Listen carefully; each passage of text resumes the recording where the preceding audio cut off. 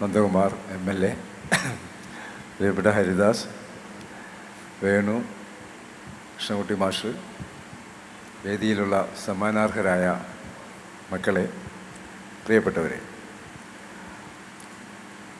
MTയുടെ ഒരു സ്വപ്ന സാക്ഷാത്കാരമാണ് ഈ കാണുന്നതെന്ന് നിങ്ങൾക്കെല്ലാം അറിയാം.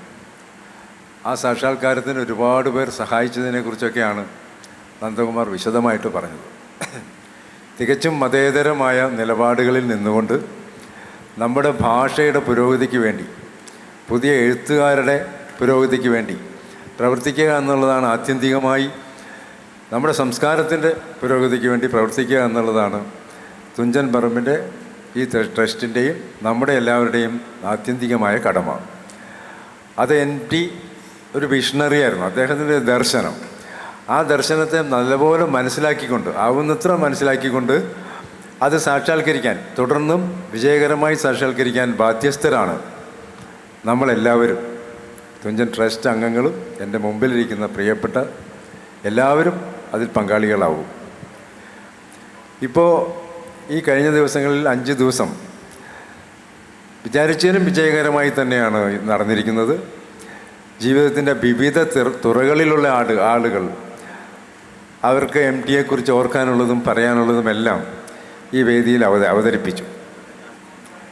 പ്രസാധകർ, ക്യാമറാമാൻ, സിനിമാക്കാർ, എഴുത്തുകാർ, അങ്ങനെ നിരവധി മണ്ഡലങ്ങളിലുള്ളവരാണ്. അത്ര വിപുലമായ ഒരു പരിപാടിയാണ് നടന്നത്. നമ്മുടെ program coordinator doctor K. Sreekumar, നമ്മുടെ സൂപ്രണ്ട് സുബ്രഹ്മണ്യം, കമൽ, ഇങ്ങനെ പേര് പറയാൻ വലിയ ലിസ്റ്റാണ്.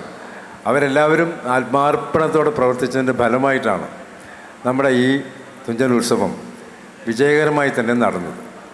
തുടർന്നും ഇതുപോലെ തന്നെ ഇതിലും മെച്ചപ്പെട്ട രീതിയിൽ നടത്താൻ നമ്മൾ ശ്രമിക്കും.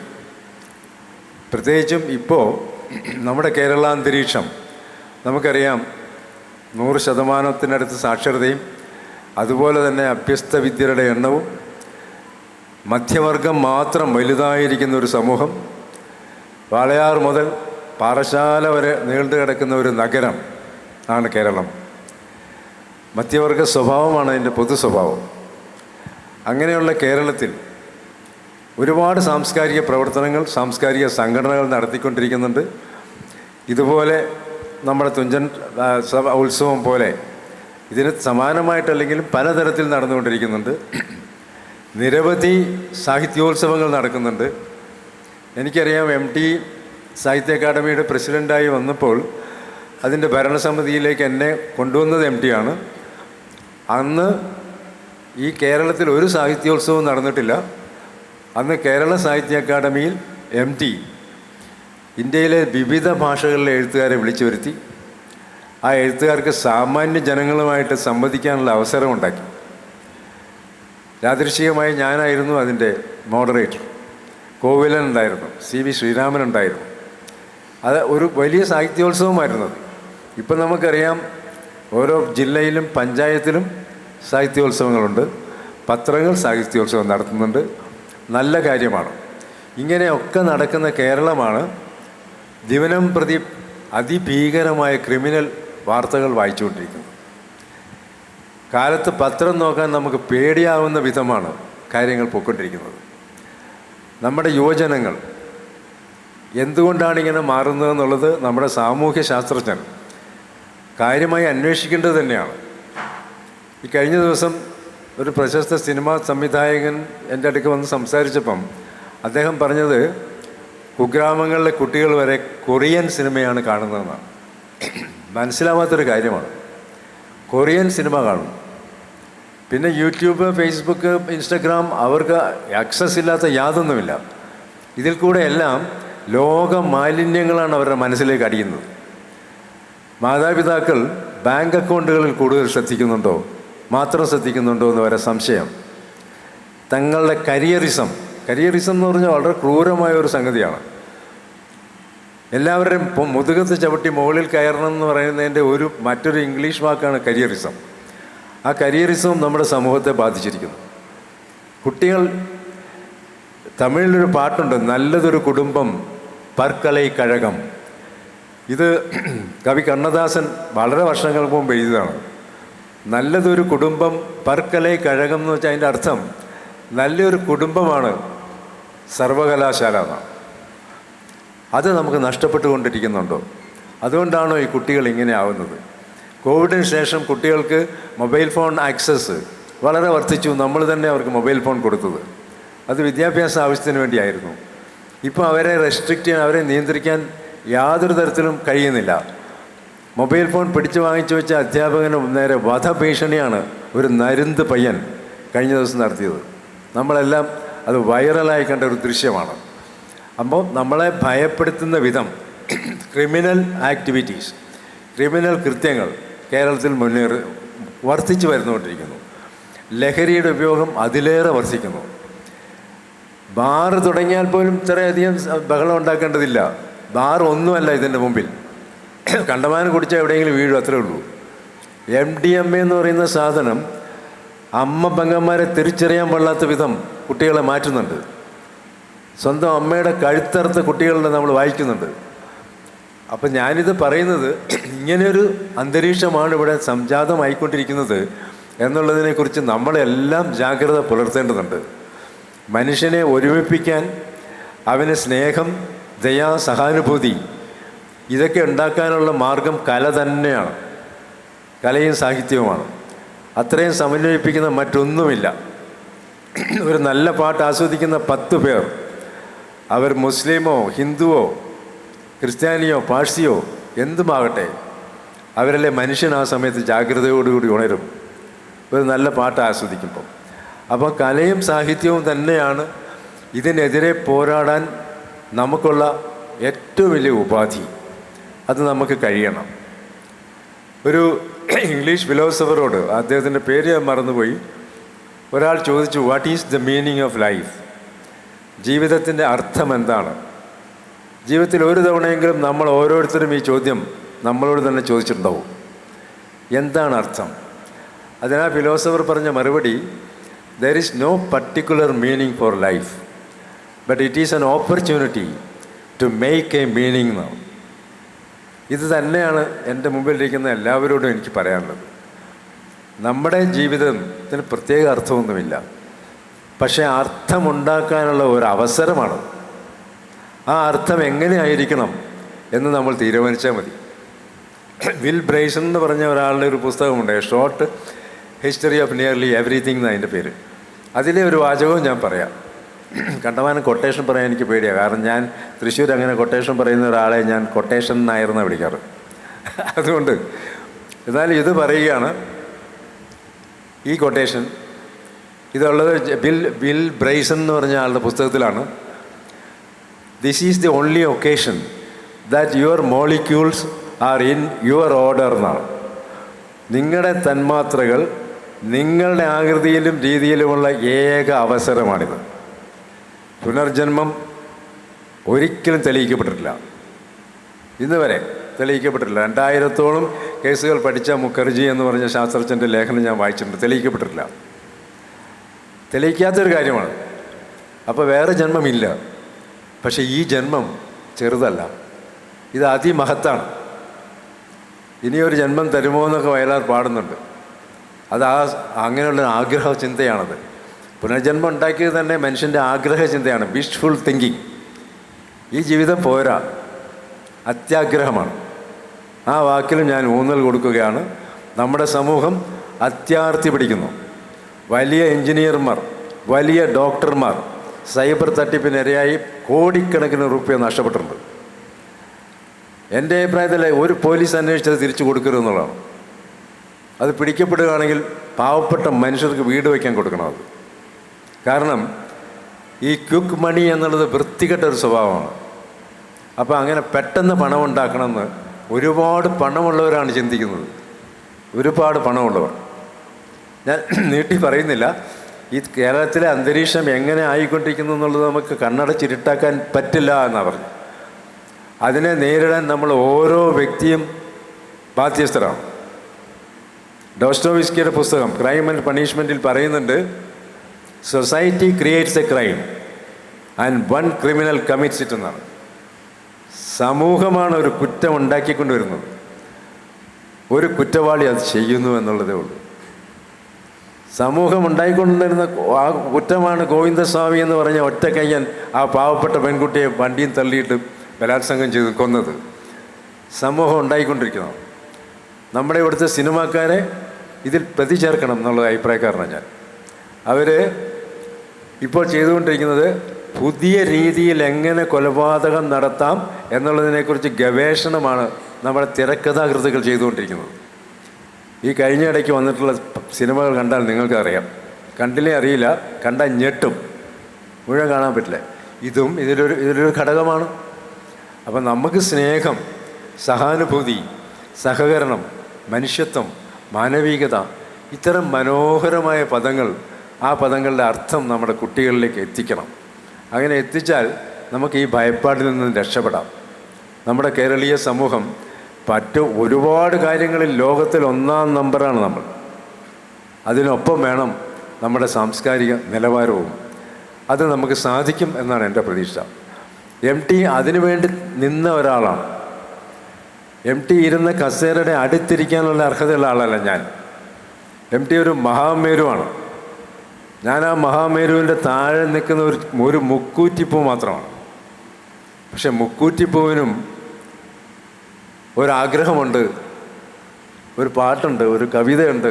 BK ശശിധരൻ മാഷയുടെ മുക്കൂറ്റിപ്പൂ പറയുന്നുണ്ട്, നിങ്ങളുടെ ആകാം ആകാശം, നിങ്ങളുടെ ആകാം ഈ ഭൂമിയും, പക്ഷേ ഞാനും ഒന്ന് ഉയർന്നു നിന്ന് പറഞ്ഞോട്ടെ എന്ന ഏകദേശം അങ്ങനെയുള്ളൊരു വരി അദ്ദേഹം പറയുന്നുണ്ട്.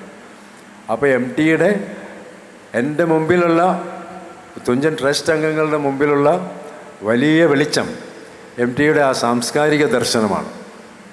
ആ സാംസ്കാരിക ദർശനം മതേതരമാണ്. അത് ജാതി മത ലിംഗഭേദങ്ങൾക്ക് അതീതമാണ്. ആ അതീതമായ രീതിയിൽ തന്നെ നമുക്ക് മുമ്പോട്ട് പോകാം. നമുക്കെന്നാണ് ഞാൻ പറയുന്നത്. അർത്ഥവത്തായ വാക്കാണ്. നമുക്ക് എന്ന് പറയാൻ നമുക്ക് കഴിയണം. തുഞ്ചൻ ട്രസ്റ്റ് നിങ്ങളൊരു ഭാഗമാണ്. അതുകൊണ്ടാണ് ഞാൻ നമുക്ക് എന്ന് പറയുന്നത്. നമുക്കത് സാധിക്കട്ടെ. നിശ്ചയമായും പലതരത്തിലുള്ള കുത്തിത്തിരിപ്പുകളും ഒക്കെ ഉണ്ടായെന്ന് വരാം. പലതരത്തിലുള്ള കിംവദന്തികൾ ഉണ്ടായെന്ന് വരാം. ഞാൻ ഒരു കാര്യം ഓർക്കുകയാണ്. മാറാട് കലാപം ഉണ്ടായതിൻ്റെ 3-ാം ദിവസം ഞാൻ ഉൾപ്പെടുന്ന ഒരു സംഘം തൃശ്ശൂരിൽ നിന്നും ഞങ്ങൾ മാറാട്ടിലേക്ക് പോയി. അവിടെ ചെന്നപ്പോൾ ഞാൻ കണ്ട ഒരു കാഴ്ച, ഒരു കുട്ടി പോലുമല്ല റോഡിൽ. 3-ാം ദിവസമാണ്. ഒരു പന്ത്, ഒരു ബോള് റോഡിൻ്റെ നടുക്ക് കിടക്കുന്നു. അതെന്തൊരു ദൃശ്യമാണ്! ഒരു പന്ത് റോഡിൻ്റെ നടുക്ക് കിടക്കുകയാണ്. അതെടുക്കാനൊരു കുട്ടി വന്നിട്ടില്ല. ഒരു കുട്ടി വന്നത് തട്ടിക്കളിച്ചില്ല. അങ്ങനെ ഞങ്ങളവിടെ ഒരു വീട്ടിൽ കയറിയപ്പോൾ ഒരമ്മ പറഞ്ഞത്, ഇന്നലെ വൈകുന്നേരം ഞാൻ ചായ കൊടുത്ത പയ്യനാണ് രാത്രി വന്ന് എൻ്റെ കൈ ഒടിച്ചതെന്ന്. പ്ലാസ്റ്റർ ഇട്ട് നിൽക്കുകയാണ് അവർ. അതൊരു ഹിന്ദു ആയ അമ്മയാണ് അങ്ങനെ പറയണമെന്നുണ്ടെങ്കിൽ. മറ്റൊരു വീട്ടിൽ കയറിയപ്പോൾ ചെറുപ്പക്കാരിയായ ഒരമ്മ, ഇസ്ലാമിൽ മുസ്ലിങ്ങൾ കുറച്ച് നേരത്തെ വിവാഹം കഴിക്കുന്നതുകൊണ്ടൊക്കെ അവർ പറഞ്ഞ് ഭിത്തിയാൽ ചാരരുതേ, എൻ്റെ മകൻ്റെ ചോരയാണ് അതിൽ ഒട്ടിപ്പിടിച്ചിരിക്കുന്നത്. ഇതെല്ലാം കണ്ട് വിഷമിച്ച് ഞങ്ങൾ തിരിച്ചു വന്ന് MTയുടെ അടുക്കലാണ് വന്നത് സാന്ത്വനത്തിന് വേണ്ടി.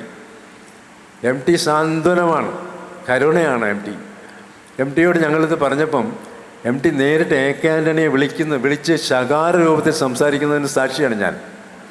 അതാണ് MT വാസുദേവൻ നായർ. വടക്കൻ വീരഗാഥയും പഞ്ചാഗ്നിയും എല്ലാം എഴുതിയ പരിണയവുമെല്ലാം അവതരിപ്പിച്ച നിർമാല്യം സംവിധാനം ചെയ്ത മലയാള നോവൽ സാഹിത്യത്തിലെ വലിയ മഹാമേരുവായി ഉയർന്നു നിൽക്കുന്ന MT ഇത്രയേറെ മനുഷ്യത്വമുള്ള ഒരു മനുഷ്യനായിരുന്നു. ഒരു വലിയ കലാകാരനാകുക എന്നുള്ളതിലൊക്കെ വലിയ നേട്ടമാണ് ഒരു വലിയ മനുഷ്യനാകുക എന്നുള്ളത്. എല്ലാവരും മനസ്സിലാക്കേണ്ട കാര്യമാണ്. ക്രിയേറ്റിവിറ്റി അല്ലെങ്കിൽ സർഗാത്മകത എല്ലാവരിലും ഉണ്ട്. പക്ഷേ ജീവിതം മുമ്പോട്ട് പോകുമ്പം പല കാരണങ്ങൾ കൊണ്ട് അത് സപ്രസ് ചെയ്യപ്പെടും. ലോകത്തിലെ ഏറ്റവും സർഗാത്മകമായ ജീവി ഏതാണെന്ന് ഒരു ക്വിസിലൊരു ചോദ്യം ചോദിച്ചാൽ പുറകിലിരിക്കുന്ന മക്കൾ പറഞ്ഞോളൂ, മനുഷ്യക്കുട്ടിയാണ്. അതതിൻ്റെ ഉത്തരം. ലോകത്തിലെ ഏറ്റവും സർഗാത്മകമായ ജീവി മനുഷ്യ ശിശുവാണ്. അങ്ങനെ ആ ശിശുവിന് എങ്ങനെ സർഗാത്മകത നഷ്ടപ്പെടുന്നു? പ്രായം കൂടുന്തോറും ജീവിത വ്യാപാരങ്ങളിൽ മുഴുകുന്നു, സമയമില്ലാതാവുന്നു, ഉത്തരവാദിത്തങ്ങൾ കൂടുന്നു, റേഷൻ കാർഡാകുന്നു, ആധാർ കാർഡാകുന്നു, പിന്നെ പൈൽസ് ആകുന്നു, പിന്നെ രക്തസമ്മർദ്ദമാകുന്നു, ഷുഗറാകുന്നു, പലതും സമ്മർദ്ദമാകുന്നു.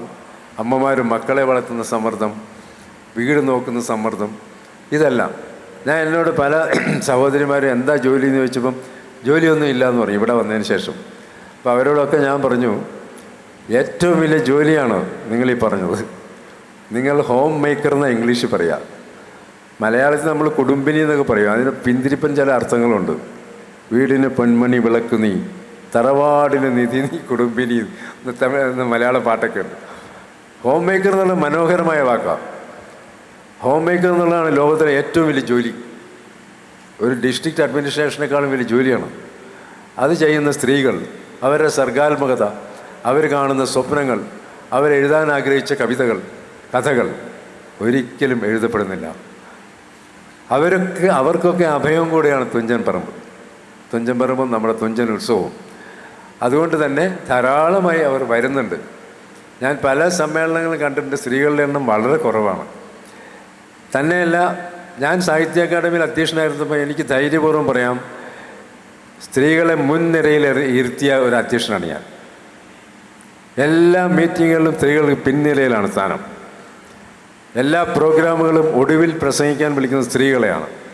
ഇതൊക്കെ മാറ്റേണ്ട കാലം എന്നേ കഴിഞ്ഞിരിക്കുന്നു. ഒരു ട്രാൻസ്ജെൻഡറിനെ എൻ്റെ തൊട്ടടുത്തിരുത്തി അക്കാദമി വാർഷികം നടത്തിയിട്ടുണ്ട് ഞാൻ. ഒരുപക്ഷെ അക്കാദമിയുടെ ആ വേദിയിൽ ഒരു ട്രാൻസ്ജെൻഡർ ഏറ്റവും മുമ്പിലിരിക്കുന്നത് ശീതൾ ശ്യാം, പിന്നെ വിജയരാജ് മല്ലിക. എനിക്കത് ചെയ്യാം. എൻ്റെ ഒരു പെരുമയായിട്ട് പറയുകയല്ല, നമ്മൾ ചെയ്യേണ്ട ഒരു കാര്യത്തെക്കുറിച്ച് ഉള്ളൊരു സൂചന തരാൻ വേണ്ടി മാത്രമാണ് ഞാനത് പറഞ്ഞത്. അപ്പം ഞാൻ പറഞ്ഞ് അവസാനിപ്പിക്കുകയാണ്. നമ്മുടെ സമാപന സമ്മേളനമാണിത്. ആവുന്നത്ര ശ്രദ്ധ ചെലുത്തി അർപ്പണബോധത്തോടെ ഇവിടെയുള്ള ട്രസ്റ്റ് അംഗങ്ങൾ മാത്രമല്ല, നിരവധി പേർ, അധ്യാപകർ, വോളണ്ടിയർ ചെയ്ത് വന്നിരിക്കുന്നവർ, ഒരു സേവനമായി കണക്കാക്കി ഇവിടെ വന്ന് സഹകരിച്ചവരെല്ലാം ഇതിന് ഉത്തരവാദികളാണ്. അവരുടെ എല്ലാം ശ്രമഫലമായാണ് നമ്മുടെ തുഞ്ചൻ ഉത്സവം ഇത്തവണ MTയുടെ ഭൗതികമായ അസാന്നിധ്യത്തിൽ, എന്നാൽ MTയുടെ മാനസികമായ വലിയ സാന്നിധ്യത്തിൽ വിജയകരമായി നടന്നത് എന്ന് പറയാൻ എനിക്ക് നിങ്ങളോടൊപ്പം സന്തോഷമുണ്ട്. തുടർന്നും എല്ലാവരുടെയും സഹകരണം, അകമഴിഞ്ഞ സഹകരണം ഉണ്ടായിരിക്കണം എന്നുള്ള അഭ്യർത്ഥനയോടുകൂടി ഞാൻ എൻ്റെ വാക്കുകൾ അവസാനിപ്പിക്കുന്നു. ഈ സമാപന സമ്മേളനം ഉദ്ഘാടനം ചെയ്തതായി നിങ്ങളുടെ അനുവാദത്തോടെ പ്രഖ്യാപിക്കുന്നു. പ്രിയമുള്ളവരെ, ഇപ്പോൾ വേദിയിൽ പുരസ്കാര വിതരണവും സമ്മാനദാനവും നടക്കാൻ പോവുകയാണ്. ഏകദേശം 5ഓളം സമ്മാനങ്ങൾ ഈ വേദിയിൽ വെച്ച് നൽകുന്നു. സമ്മാനങ്ങൾ നൽകുന്നത് തുഞ്ചസ്മാരക ട്രസ്റ്റിൻ്റെ ചെയർമാനായ വൈശാഖൻ മാഷാണ്. ആദ്യമായി പുരസ്കാര വിതരണമാണ് വേദിയിൽ നടക്കുന്നത്. തുഞ്ചൻ സ്മാരകത്തിൻ്റെ കൊൽക്കത്ത കൈരളി സമാജം എൻഡോമെൻ്റ് പുരസ്കാരം പ്രഖ്യാപിച്ചിരുന്നു. അത് കരസ്ഥമാക്കിയത് ആതിരയാണ്. ആതിരയെ സ്നേഹത്തോടെ ക്ഷണിക്കുന്നു. മീനെ മീൻമണമേ എന്ന കവിതാ സമാഹാരത്തിനാണ് പുരസ്കാരം ലഭിച്ചത്. 10,000 രൂപയും പ്രശസ്തി പത്രവുമാണ് നൽകുന്നത് വൈശാഖൻ മാസ്റ്ററാണ്. ഒരു നിറഞ്ഞ കയ്യടി ആവാം നമുക്ക്. Thank you Athira.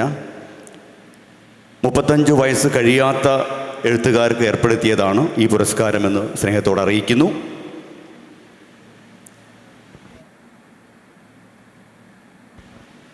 തുടർന്ന് ഈ വേദിയിൽ തുഞ്ചൻ സ്മാരക ട്രസ്റ്റ് 2025 ഫെബ്രുവരി മാസത്തിൽ തുഞ്ചൻ ഉത്സവത്തിൻ്റെ ഭാഗമായി നടത്തിയ സാഹിത്യ ക്വിസ് മത്സരത്തിൽ വിജയികൾക്കുള്ള സമ്മാനമാണ് നൽകുന്നത്. 1ാം സമ്മാനം നേടിയത് Haripriya C and Parthiv, University college Thiruvananthapuram. 10,000 രൂപയും പ്രശസ്തി പത്രവുമാണ് നൽകുന്നത്. കുട്ടികൾ വന്നിട്ടില്ല, പകരം രക്ഷിതാവും ടീച്ചറുമായ ഉഷ ടീച്ചർ ഏറ്റുവാങ്ങുന്നതായിരിക്കും. നൽകുന്നത് വൈശാഖൻ മാസ്റ്റർ. ഒരു നിറഞ്ഞ കൈയടിയാവാം നമുക്ക്.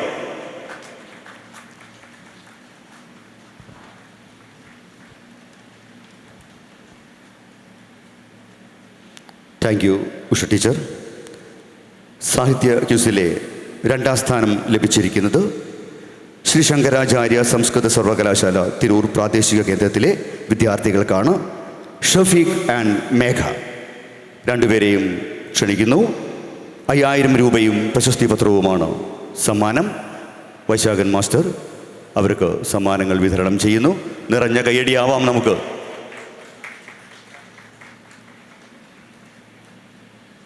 താങ്ക് യു ഷഫീഖ് ആൻഡ് മേഘ. പ്രിയമുള്ളവരെ, അടുത്തത് ദ്രുത കവിതാ രചനാ മത്സരത്തിലെ വിജയികൾക്കാണ് സമ്മാനം നൽകുന്നത്. ഒന്നാം സമ്മാനം, ഈ സമ്മാനം ലഭിച്ചത്, കവിതാരചനയിൽ സമ്മാനം ലഭിച്ചത് ഹരിപ്രിയ സിക്കാണ് ലഭിച്ചത്. യൂണിവേഴ്സിറ്റി കോളേജ് തിരുവനന്തപുരം സമ്മാനാർഹമായിരിക്കുന്നു. ഹരിപ്രിയ എത്തിയിട്ടില്ല. അധ്യാപികയും രക്ഷിതാവുമായ ഉഷ ടീച്ചർ വാങ്ങുന്നു. 5000 രൂപയും പ്രശസ്തി പത്രവുമാണ് സമ്മാനം. Thank you Usha teacher. അടുത്തതായി തുഞ്ചത്തെഴുത്തച്ഛൻ മലയാളം സർവകലാശാലയിൽ MA മലയാളത്തിന് 2024 1ാം റാങ്ക് കരസ്ഥമാക്കിയ പവിത ആർ തുഞ്ചസ്മാരക ട്രസ്റ്റിൻ്റെ AK എൻഡോവ്മെൻറ്റ് പുരസ്കാരത്തിന് അർഹമായിരിക്കുന്നു. പവിതയെ സ്നേഹത്തോടെ ക്ഷണിക്കുന്നു. 5000 രൂപയും പ്രശസ്തി പത്രവുമാണ് സമ്മാനം. വൈശാഖം മാഷ് നൽകും. Thank you Pavitha. പ്രിയമുള്ളവരെ, തുഞ്ചസ്മാരക ട്രസ്റ്റിൻ്റെ ആഭിമുഖ്യത്തിൽ 2024 മെയ് 25, 26 തീയതികളിൽ നടന്ന എഴുത്തോല സംസ്ഥാനതല ദ്വിദിന സാഹിത്യ ക്യാമ്പ് അനുഭവങ്ങളെക്കുറിച്ച് രചനാ മത്സരത്തിൽ സമ്മാനാർഹമായത് സഫിയ തിരുനാവായയാണ്. സഫിയയെ സ്നേഹത്തോടെ വേദിയിലേക്ക് ക്ഷണിക്കുന്നു. 1000 രൂപയും പ്രശസ്തി പത്രവുമാണ് സമ്മാനം. നൽകുന്നത് Vaisakhan master. Thank you Safiya. Thank you. അടുത്തതായി കൽക്കത്ത എൻഡോവ്മെൻറ്റ് പുരസ്കാരം കരസ്ഥമാക്കിയ ആരാധിര ഒരു കവിത ഇവിടെ അവതരിപ്പിക്കും. ആരാധിരയെ സ്നേഹത്തോടെ വേദിയിലേക്ക് ക്ഷണിക്കുന്നു. വേദിയിലും സദസ്സിലുമുള്ള പ്രിയപ്പെട്ടവരെ, 2ാമത്തെ തവണയാണ് തുഞ്ചൻപറമ്പിലേക്ക് വരുന്നത്. കഴിഞ്ഞ തവണ എനിക്ക് ഇന്ന് കിട്ടിയ കവിതാ പുരസ്കാരം കഴിഞ്ഞ തവണ കിട്ടിയത് ഞങ്ങളുടെ എല്ലാം സുഹൃത്തായ പ്രിയപ്പെട്ട കഥാകൃത്ത് കൂടിയായ മൃദുലിനാണ്. മൃദുലിൻ്റെ കൂടെ അന്ന് സമ്മാനം വാങ്ങാനാണ് ആദ്യമായിട്ട് ഇവിടെ വന്നത്. ഞാനിപ്പോഴും ഓർക്കുന്നു, ആ സമയത്ത് അവിടെ ഇരുന്ന് അനുഭവിച്ച അതേ സന്തോഷം ഇന്നിവിടെ ഈ സ്റ്റേജിലിരിക്കുമ്പോൾ അനുഭവിക്കുകയാണ്. അതിനോടൊപ്പം തന്നെ കൂട്ടിച്ചേർക്കേണ്ട ഒരു യാദൃശ്ചികത എന്നോണം അന്ന് മൃദുലിന് കുളെ എന്ന് പറയുന്ന ഒരു അപ്രകാശിത കഥാസമാഹാരത്തിനാണ് അവാർഡ് ലഭിച്ചത്. ആ പുസ്തകത്തിൻ്റെ പ്രകാശനം ഇന്ന് ഏതാണ്ട് ഇതേ സമയത്ത് കാഞ്ഞങ്ങാട് നെഹ്റു കോളേജിൽ വെച്ച് നടക്കുകയാണ്. വ്യക്തിപരമായി അതുകൂടെ സന്തോഷത്തിൻ്റെ മാധുര്യം കൂട്ടുകയാണ്. അന്ന് വന്നപ്പോഴാണ് MTയെ അടുത്തു നിന്ന് കാണാനും കൂടെ നിന്നൊരു ഫോട്ടോ എടുക്കാനൊക്കെ സാധിച്ചത്. ഈ ഒരു അവാർഡ് കിട്ടിയ സന്തോഷം അറിഞ്ഞപ്പോൾ അതിനോടൊപ്പം തന്നെ ആദ്യം ഓടിയെത്തിയൊരു സങ്കടം എന്ന് പറയുന്നത് ആ അവസരത്തിൽ, അല്ലെങ്കിൽ ഈ അവസരത്തിൽ MT ഇല്ലല്ലോ എന്നുള്ളതായിരുന്നു. എങ്കിൽ കൂടെയും ഈ ഒരു അവാർഡ് എന്ന് പറയുന്നത് എൻ്റെ എഴുത്തിനെ സംബന്ധിച്ചിടത്തോളം, എൻ്റെ കവിതയെ സംബന്ധിച്ചിടത്തോളം അതിന് കിട്ടുന്ന വലിയൊരു അംഗീകാരമായിട്ടാണ് ഞാൻ കാണുന്നത്. അതോടൊപ്പം വൈശാഖൻ മാഷ് ഇതിനു മുന്നേയും എനിക്ക് വിനീത കവിതാ പുരസ്കാരം കിട്ടിയപ്പോൾ അന്ന് എനിക്ക് സമ്മാനം തന്നത് ഇതേ വൈശാഖൻ മാഷ് തന്നെയാണ്. അപ്പോൾ മാഷിൻ്റെ കയ്യിൽ നിന്ന് ഇന്ന് അവാർഡ് വാങ്ങാൻ കഴിഞ്ഞത് ഏറ്റവും വലിയ സന്തോഷമായിട്ട് കാണുന്നു. ഒരിക്കൽ കൂടെ ഇവിടെ വരാൻ കഴിഞ്ഞതിനുള്ള സ്നേഹവും നന്ദിയും അറിയിക്കുന്നു. എൻ്റെ കൂടെ എൻ്റെ സുഹൃത്തുക്കൾ അമലും ഹരിതയും മറ്റു സുഹൃത്തുക്കളൊക്കെ വന്നിട്ടുണ്ട്. അമലാണ് എന്നോട് ആദ്യമായിട്ട് ഇങ്ങനെ ഒരു മത്സരത്തിലേക്ക് വിളിച്ചിട്ടുണ്ട്, എന്തായാലും അയക്കണം എന്ന് പറയുന്നത്. അപ്പോൾ ആ സന്തോഷവും സ്നേഹവും ഒക്കെ ഈ അവസരത്തിൽ ഓർമ്മിക്കുകയാണ്. അപ്രകാശിത കവിതാ സമാഹാരത്തിനാണ് അവാർഡ് കിട്ടിയത്. അതിൽ എനിക്ക് വ്യക്തിപരമായിട്ട് ഏറ്റവും പ്രിയപ്പെട്ട ഒരു കവിത അവതരിപ്പിക്കാമെന്ന് വിചാരിക്കുന്നു. കവിതയുടെ പേര് അതേ കടൽ. കവിതയിൽ ഉപ്പട്ടി എന്നൊരു വാക്ക് ഉപയോഗിച്ചിട്ടുണ്ട്. അത് ഒരിനം കണ്ടൽക്കാടിനെ സൂചിപ്പിക്കുന്നതാണ്. കവിത വായിക്കാം. അതേ കടൽ. ഉള്ളിലെ കടൽ വറ്റി ഉപ്പുപാത്രം പോലാകുമ്പോൾ ഉടുതുണിയില്ലാതെ ഉപ്പട്ടിക്കിടയിലേക്ക് ഇറങ്ങിപ്പോകുന്ന ഒരുവളെക്കുറിച്ച് ഒരു കഥയുണ്ട്. പച്ച ഇലകളിലേക്ക് അവൾ ഉപ്പ് കുടയുന്നേരം പാതിയിലേറെയും ആകാശത്തേക്ക് തെറിച്ച് നക്ഷത്രമാവും. തെറിച്ചു നിൽക്കുന്ന 2 നക്ഷത്രമെടുത്ത് കൊണ്ടകെട്ടിയ മുടിയിൽ തിരുകി വെക്കും. എന്തിനാണ് പാതിരാവിലിങ്ങനെ ഇറങ്ങി നടക്കുന്നതെന്ന് ചോദിച്ച് തോട്ടിൻകരയിലെ മാളത്തിൽ നിന്ന് തീട്ട ഞണ്ടുകൾ സദാചാരം ചമയുമ്പോൾ കണ്ണിലെ കോട്ടിമണികൾ ഉരുട്ടി ഉരുട്ടി അവൾ പേടിപ്പിക്കും. ഉപ്പട്ടിക്കിടയിലെ മുള്ളെടുത്ത് അവൾ മുക്കുത്തിയിടുമ്പോൾ പറന്നു വന്നൊരു മിന്നാമിനുങ്ങ് അതിൽ മഞ്ഞക്കല്ല് പതിക്കും. ഇഴഞ്ഞിഴഞ്ഞു പോകുമ്പോൾ അഴിഞ്ഞഴിഞ്ഞു പോയ കുപ്പായമെല്ലാം ചേർത്തു വെച്ച് അവൾ നാണം മറയ്ക്കും. തോട്ടിലെ വെള്ളം ഉറങ്ങാൻ കിടന്നെന്നുറപ്പായാൽ ഒച്ചയുണ്ടാക്കാതെ അവൾ കണ്ണാടി നോക്കും. നോക്കിയിരിക്കുമ്പോൾ നിലാവ് കേറി മടിയിലിരിക്കും. മുലയൂട്ടുമ്പോൾ ഒപ്പിക്കുന്നുണ്ടോടാ എന്ന് അവൾ ഉറക്കെ ചോദിക്കും. കടലായിരുന്നല്ലേ എന്ന് അവൻ്റെ കവിള് തുടിക്കും. വയറു നിറഞ്ഞെങ്കിൽ ഇറങ്ങിപ്പോടാ എന്ന് അവൾ നിറഞ്ഞു തുളുമ്പും. അത് കഴിഞ്ഞ് ഉപ്പട്ടിക്കിടയിലൂടെ കൈവീശിയൊരു നടത്തമുണ്ടവൾക്ക്. കിഴക്ക് ഇരുട്ടിന് വെള്ള പുതച്ചു തുടങ്ങുമ്പോൾ മുള്ളൻ പന്നി മുള്ളുകുടയും പോലെ സൂര്യൻ പുതപ്പ് കുടയും. പോവുന്നില്ലേ എന്ന് ഉപ്പട്ടി തല കുലുക്കും. മഞ്ഞക്കല്ല് പറന്നിറങ്ങും. കൊണ്ടകെട്ടിയ മുടി അഴിഞ്ഞു വീഴും. നക്ഷത്രം കളിക്കാൻ പോവും. കുപ്പായങ്ങളൊക്കെ നടത്തത്തിൽ അവളും അഴിച്ചിടും. വന്നതുപോലെ തിരികെ പോകണമെന്നത് അവൾക്ക് നിർബന്ധമാണ്. പക്ഷേ ഉള്ളിലെ കടൽ വറ്റിയതാണ്. ഉപ്പെല്ലാം പലയിടത്തായി കുടഞ്ഞും കളഞ്ഞതാണ്. അവൾ ഉപ്പട്ടിയെ നോക്കും. കടലതാ ഉള്ളിൽ, അതേ കടലെന്ന് ഉപ്പട്ടി കണ്ണിറുക്കും. അവൾ തൊട്ടു നോക്കും. ഉടലാഴത്തിൽ, ഉയിരാഴത്തിൽ, കടലാഴത്തിൽ, അതേ കടൽ. ഉടലാഴത്തിൽ, ഉയിരാഴത്തിൽ, കടലാഴത്തിൽ, അതേ കടൽ. സ്നേഹം, നന്ദി.